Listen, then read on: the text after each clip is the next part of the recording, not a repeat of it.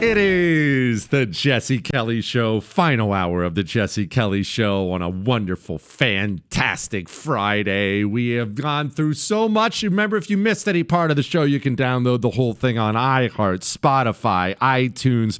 We get into all kinds of stuff about Democrat lies this hour, all kinds of questions all over the map, the police chiefs that are political. But before we do that, let me finish my little story. So we're in Baghdad. We are grimy. We're nasty. We haven't had a shower in weeks. We haven't had a bed. We haven't had anything. And we're at this place called the Martyr Monument or Martyr Monument Park, something like that. And we get called, my mortar section, there's about 10 of us. We get called down to the company commander's office. And they tell us we're about to leave for a little while. There are a bunch of Green Berets in Baghdad. And they are doing some operations in a neighborhood of Baghdad that I'm not going to go into now. We are going to go help provide security for the Green Berets. I think there was 4 or 5 Green Berets. I don't remember exactly. 4 or 5 of these Green Berets. Great dudes. Total studs. That's where my respect for Green Berets really shot through the roof. I mean, they were studs. But they needed, they're doing dangerous things. And they needed some trigger pullers with them to just run security for them. I don't want to act like we were doing, the special operations stuff they were doing. We were watching them as they were doing it. I'll put it that way. We hop in our 5 tons. We hop in these trucks. We get over to where these guys are. I just told you how nasty we were. They are in a residential suburban neighborhood that if I was to blindfold you and teleport you there, you would think you're in any kind of suburban neighborhood in America. It was just nice, decent houses, yards, picket fences. All of Iraq is not mud huts. The place is probably rubble by now. But back then, it was a nice neighborhood. We get out and we can't believe our luck already off the bat. Why? First, they have a garden hose. I understand that you have never looked at a garden hose and wept tears of joy, but I have. We see this garden hose. Someone produces a bar of soap, and I've never gotten naked so fast in my freaking life. Right there in the front lawn. It wasn't even dark outside. Who cares? We're running the city at this point anyway. The water was freezing too, and nobody cared. It felt so good, and you have to sit there and wait for someone else to go. We had to put time limits. 5 minutes, get your stuff done. We all lined up, drop, wash. You've never felt that good in your entire life. Just washing grime and oil off your body, and then we go inside to figure out how do we secure this place? What are we going to do, and where we're sleeping. They had beds. I understand that maybe you've never looked at a bed and wept tears of joy. I have. A real, actual bed. We had beds to sleep in. There was water to bathe in. While everyone else in my unit, everyone else was still stuck back at the Martyr Monument, dirty, nasty, grimy, no nothing. We had access to baths, not baths, but we could bathe in the garden with the garden hose. We could sleep somewhere. It was unbelievable. I don't remember how long we were there. I think it was a couple weeks, I think. My buddy, our doc, our corpsman, Doc Cerna is his name. Probably shouldn't have said that on the air. Whatever. Doc Cerna is his name. Now, we were not allowed to drink alcohol or anything like that over there, but he had his 21st birthday coming up, and we were not going to allow Doc to go completely dry for his 21st birthday. And we were always on these patrols through the neighborhood. And for the most part, the people were lovely. They felt that we had liberated them. They would bring out flowers. They're offering your daughter to you in marriage. No, Chris, no, nobody took them up on it. Gosh. Were they all ugly? No. Iraqi women can be very, very beautiful. No. It was very. Look, they even dressed very American. You would recognize it. We're not talking like the traditional Muslim garb you're probably picturing. Anyway, they were wonderful to us on patrol, and they were always offering us things. You want some food? You want this or that? And so somebody, definitely not me, acquired a bottle of this special Iraqi liquor. And I forget, I want to say it's almost like a black licorice. I don't remember. I think that's what it was. Someone who was there is going to have had it, and they're going to be emailing. They're emailing right now to let me know what it was. But I almost think it was some sort of, almost like a Jägermeister type liquor thing. It doesn't matter. It doesn't matter. We dragged Doc down into the basement of this place, and we got him absolutely plastered on his 21st birthday, and we put him down for the night. And yeah, so there's a little story for you. Jesse, so Judicial Jesse, can you remember the last time a Democrat office holder didn't lie to us? You are right about the communists boldly lying where no one has lied so much before. All of communism is based on lies. It has to be. They are trying. They have written it down. You don't have to take my word for it. Communists have written it down that the existing institutions, the existing things you know and love, they believe those things are evil and they're trying to destroy them. You can't sell that. You can't sell that to the people whose lives you're trying to ruin. You can't sell it that way. So the communist understands he has to lie. He has to lie. He's trying to lie. He's not trying to tell the truth. If he tells the truth, it's because he is backed in a corner and absolutely, positively has to tell the truth. He is trying to lie. In fact, they police each other in their language so much that he gets in trouble if he tells the truth. If a Democrat was to come out today, picture your Democrat, whether it's Chuck Schumer, it doesn't matter how powerful they are or who they are. If a Democrat came out today and said, hey, these riots in Los Angeles, they are violent riots, and every violent person there needs to stop, that Democrat would be chastised up and down by his own party because you're not allowed to tell the truth. You have to say things like this. Don't think that somehow, because they called out the National Guard, there was violence. There was no violence. I was on the street. I know. And I went from downtown detention. Now you're sitting there saying, I've seen the violence. I'm looking at the video. We're looking at burning cop cars. What's she talking about? Maxine Waters understands lying is what she must do. And if you look at every single issue, no matter what it is, taxes to the border, to abortion, to whatever it is, the American Democrat, the American communist has carefully selected his language in order to hide the reality of what it is. A young woman with a baby growing in her belly walks into an abortion clinic where they will eventually tear the baby out of her. They will tear it apart with forceps as she kills the living child in front of her. You can't describe abortion like that to people and sell it. The communist knows that. So it's women's reproductive rights. Now that you can sell. That you can sell, especially to stupid young women who don't know anything about anything. These are my rights. I'm fighting for my rights. They lie because they are commanded to. They are expected to. All right? All right. Jesse, on last night's show, you were talking about the police chief in L.A. who wasn't helping ICE. How can we trust the police when they basically tell us they're not willing to follow the rules of the country and they will protect criminals? How do we get rid of these kinds of cops?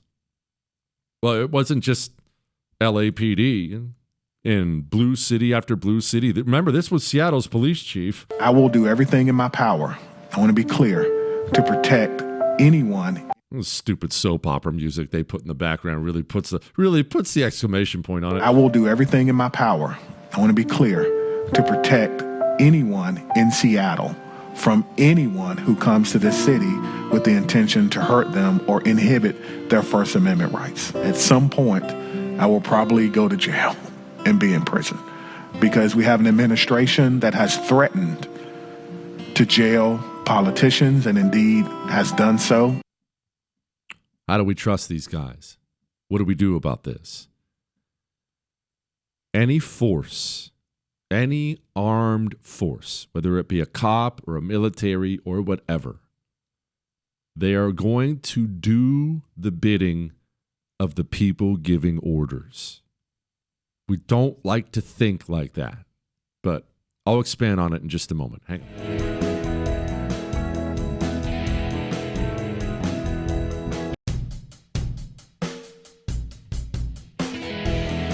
It is the Jesse Kelly Show on a wonderful Friday, a fantastic Friday. Again, a reminder that if you missed any part of the show, if you missed our Alexander the Great Siege of Tyre history thing we did last night, all of it is available for free. Just go download the podcast, iHeart, Spotify, iTunes. So the guy emails in about these police chiefs, LA's police chief, Seattle's police chief. I'm not going to help deport anybody. I'm going to protect these illegals. I'm going to do this or that. And he says, how do you trust them? Well, listen, because we hold up people who do dangerous, brave jobs to protect us, we hold them in high regard. We don't like always discussing the uncomfortable truth, the historical, accurate, uncomfortable truth. And that is that armed units, whether it be cops, whether it be the military, doesn't matter what it is, they will follow orders, even evil orders. Do you remember COVID? Let me ask you something. Just honest question. Let me ask you something. How many times did you read or watch a video of a police officer during COVID arresting a politician that gave out an unconstitutional, illegal directive or order? How many times did you see that? Okay. Now, how many times did you see a police officer arrest an American citizen for eating in a restaurant, paddleboarding outside by themselves? America's police officers, depending on the jurisdiction, America's police officers followed orders. They did. They followed orders, and they will. Now, what does that mean? Does that mean they're bad? No. Does it mean they're good? No. What it means is they will follow the orders of whoever's giving them in that particular jurisdiction, just like every other armed unit always has throughout history. It's not that the cop is bad. It's not that the cop is good. The cop is going to follow orders, just like the military will. What that means is if you're in a jurisdiction, well, like LA, and your LA City Council, this is a councilwoman, speaks like this. Can we use technology like AI technology to create a situation where your department can identify, hey, there's agents, non-city of LA, in a neighboring town. Everyone go on alert in a way where you can support our business community and our immigrant community to know that it's time. That's something related to the lack of due process. That's a city council member in Los Angeles requesting that the LAPD give illegals a heads up when ICE is coming so they can escape arrest and deportation. If you live in that jurisdiction, the cops will follow orders. The solution is to get to a jurisdiction where that doesn't happen. There is no other solution. They will follow orders. Remember, I told you this before. It doesn't just apply to cops. It's everybody. It's human nature. It's armed units. Remember, I told you I spoke to somebody who would know about, this was under Joe Biden's presidency, and they were obviously, they have weaponized the military, filled it up with a bunch of filthy commies. And this guy told me, because we were talking about Green Berets, who I probably hold them above almost any other soldier. I just think they're just incredible, incredible people. And we were talking, and he said, Jesse, I'm telling you right now, if Joe Biden told Green Berets to start attacking American citizens like school board moms, his guesstimate was a third of them would follow orders. The solution is to change the leadership, because what you can't change and what I cannot change is the fact that uniformed, armed units will follow the orders of the people who lead them. The solution's not removing Seattle's police chief or LA's police chief, because the next one's just going to go in there and follow orders. The solution isn't to blame the cop who's arresting paddleboarders on Venice Beach. The solution is to get out of those jurisdictions.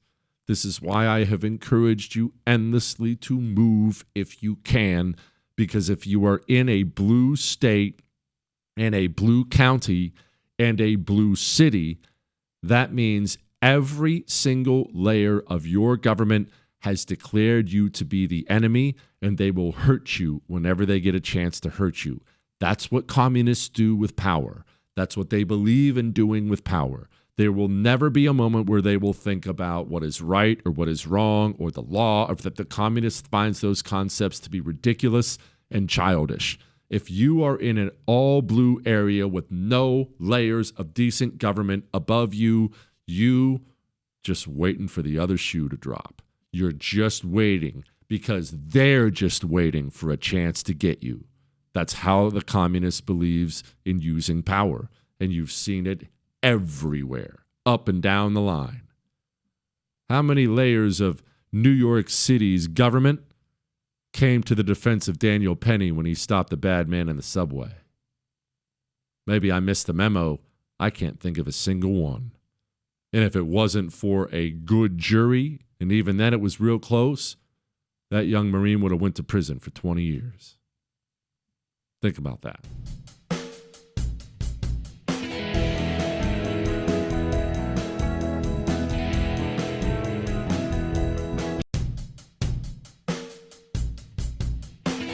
It is the Jesse Kelly Show on a Friday, and Ask Dr. Jesse Friday, and we're going to churn and burn through as many of these questions as we possibly can for a couple more segments. I know everybody's looking around at all the chaos going on right now, wars and everything else. I'm not telling you don't pay attention. Pay attention. Don't let it stress you out. Don't spend your weekend consuming videos on social media of missiles here and wars there. Don't let world affairs destroy your happiness this weekend. There's always another war coming. Maybe next week will bring total chaos. Maybe it'll happen in an hour. I don't know. Don't let it destroy your weekend. All right? Jesse, in a day where our phones listen to us and then follow up with the predictable pop-up ads, it's refreshing to have a frontman like yourself screening some of the companies representing the products we purchase. My wife and I have purchased about a third of the items you've advertised on your show because you put your reputation on the line. These were items we were shopping for, and you did the dirty work for us. Thanks for being the middleman and saving us the mistake of using Temu or other Chinese apps with knockoff, cheaply made items. Well, I don't speak for anything I don't use. We vet hard here. Now, I should clarify, we are blessed to be able to do that because the show is sold out. It's always sold out. The show has grown so much and it's doing so well, the show sells out. When the show is sold out, you have freedom, complete freedom to say no. Nope, I'll do this. I won't do that. Yes, I'll do this. Nope, I don't like them. Nope, I never use that. I don't do it. And we say no all the time. But I am not perfect. We vet and we vet and we vet. And Chris and Corey, as soon as we get an offer from somebody, they will comb through every part of it, looking for DEI, filth, or looking for any of that other stuff. But are we going to miss? Yes, at some point in time we will. I have missed one time, but it wasn't necessarily our fault. The company was great and treated our people great. And then I don't know what happened. Leadership, maybe they were a bunch of drunks or something. I don't know. The company we started getting emails. Jesse, this company, Jesse, no, I'm not going to tell you. You figure it out on your own. And I was mortified, absolutely mortified, because that's a big deal to me that my people are treated well. And so immediately, to their credit, called Premier and said, done, dropping them, don't want it. And they immediately got it. They said, yep, whatever you want, sounds good. The second we got that, we dropped them. So I've missed on one. Guess it wasn't really our fault, but a miss is a miss. We try to make sure that we are a trustworthy voice for companies that share our values. That's what we strive to do. I know you work hard for your money. That does matter to us a lot here. And so we work for it. We work at it. Try to keep that up. I hope we don't have some big miss one day. You never know, I guess. Dear Mr. Smoked Queso, I have a theory about Simone Biles and Riley Gaines blowing up on the internet. Simone Biles was just trying to ensure that she had her system membership card. Your thoughts? Okay, so in case you didn't know, we didn't really go into it because I don't want to do a big cat fight segment on the show, but Simone Biles, amazing gymnast, greatest gymnast of all time, Simone Biles, she went after Riley Gaines, who you probably know. Riley Gaines is that blonde swimmer from Kentucky she's an outspoken advocate now to get men out of women's sports. She even has a show, I think, on Clay's network. I think she has a show on Outkick now. But Riley Gaines, you know who Riley Gaines is. Simone Biles publicly crucified Riley Gaines for being against the dudes playing in women's sports. And Simone was not shy about it. She came out and blasted away. Then Simone Biles got crucified for it, so much so that she issued almost half-hearted but a public apology. And the public apology, if you read it, reads like it was read by a PR person, reads like it was written by a PR person, which I'm sure it was. So what happened? How did this happen? Well, first of all, Simone Biles is an idiot, and she's been an idiot for a very long time. We don't like to think about that because America's gymnasts are they're always special to us. They always seem like these wonderful girls. They're these wonderful, innocent. They're all small, right? They're gymnasts. Look at these wonderful, innocent young girls who are fighting on behalf of America at the Olympics. So we naturally, as Americans, have an affinity for women's gymnastics. When I was a kid, a child who didn't even care about any of this stuff, we would watch the Olympics and we always watched the women's gymnastics. It's just so we have an affinity for that. And Simone Biles is out there; she's kicking everyone's rear end, and so we like that. Okay, look at this, look at this wonderful, beautiful young girl. She's out there competing, but Simone Biles is a lefty communist moron, and she always has been. She's a complete moron. She said a bunch of things publicly to show that she's just a complete moron. And that's unfortunate, but a lot of our wonderful athletes are complete morons. If you're an amazing athlete, you can be a complete moron most of the time because your athletic skills are so great. You can earn a great living. You can get fame and fortune by being a moron. Simone Biles is just a moron. She's an idiot. She also is in a bubble, you see. She hangs out in left-wing circles, of course. That's why she says so many stupid, commie things. She is around people who are lefties. And when you trap yourself in that bubble, you get what I like to refer to as signal lag, meaning you're so outside of normal America, not right-wing America, just normal America. You're so outside of it because you're in a left-wing bubble, especially if you're a wealthy, privileged athlete. You're so outside of normal America that once normal America has moved on or changed their mind about something, you won't know until it's too late. The American public doesn't like the tranny stuff.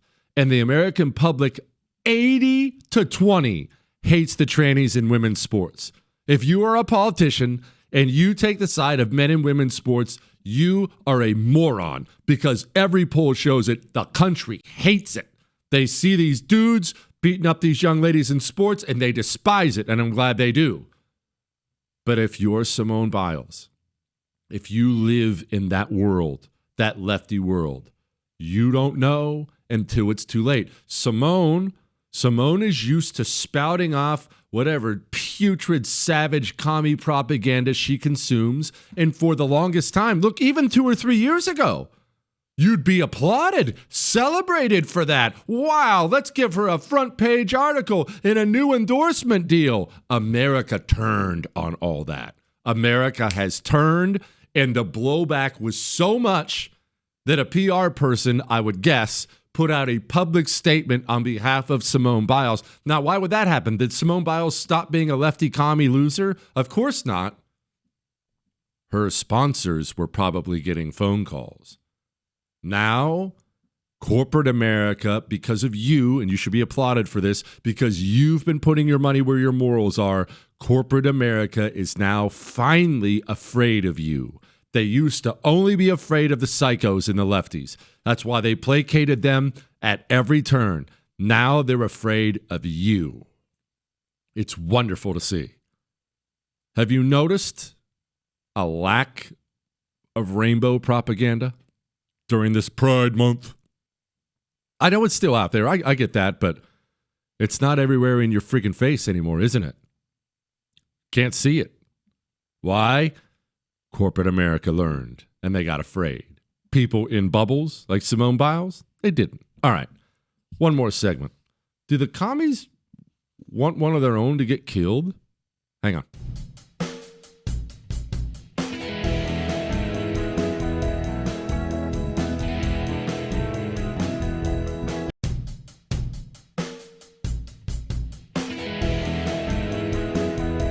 It is the Jesse Kelly Show, final segment of the Jesse Kelly Show on a wonderful, fantastic Friday. I hope you are getting ready to enjoy your weekend. If you miss me over the weekend, and I know you will, you can Chris?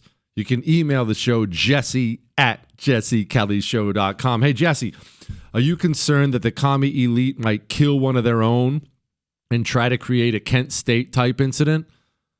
Well, yes. In fact, I believe that's the goal. Either they kill one of their own, or they will try to push police and the military now, try to push things far enough so somebody dies. Remember, communists value the revolution. They do not value individual lives. That's how they've always been. Remember that story I told you about Vietnam and when they're fighting the French after Quai Son, they have a bunch of French soldiers in captivity. They're being marched off. They're prisoners. And there's a Vietnamese soldier who's wounded, lying in the muck, wounded. Instead of helping him, the Vietnamese soldiers are walking on him to stay out of the muck. And the French guy says to the Vietnamese captors, hey, why aren't you helping your guy? He's wounded. And they flat out told him, oh, he's already made his contribution to the cause. That's how the communist looks at things. And they're dying. What they're trying to do right now with all these riots and protests, there's a bunch of things going on. But what they really, really, really are trying to do is reverse, they're trying to reverse this. Just Trump's net approval rating on immigration. It's gone up like a rocket. Compare now versus 8 years ago during Trump's first term. Look at this. In his first term, Trump was way, way, way underwater at minus 21 points. But look at this. He's up over 20 points. Now, in the aggregate, he is in positive territory at plus 1 point on his net approval rating. Some other polls even have it a little bit higher than that. There is no issue on which Trump is doing so much better than he was in his first term, more than the issue of immigration. No wonder the Times has written up the way that he is. Trump is begging for a fight on this because he knows what he's doing so far is working with the American electorate. Trump gets more popular every time an illegal gets shipped out. Every time there's an ICE raid, every time there's an arrest, Trump gets more popular. This is devastating for the communists. They are desperate to turn public opinion against deportations.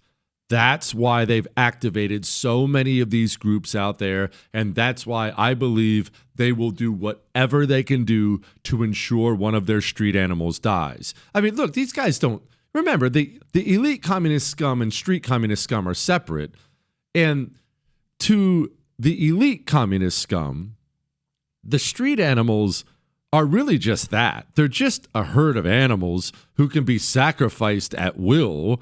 They're the foot soldiers who have to march forward and throw things and riot and vandalize. And if a couple of them dies, well, if it helps my poll numbers, that's great. Go die. That's how elites think about the streets. If you are one of the street animals, one of you monsters who listens to the show and sends me death threats all the time, you get mad at me all you want. I like you more than your elites do.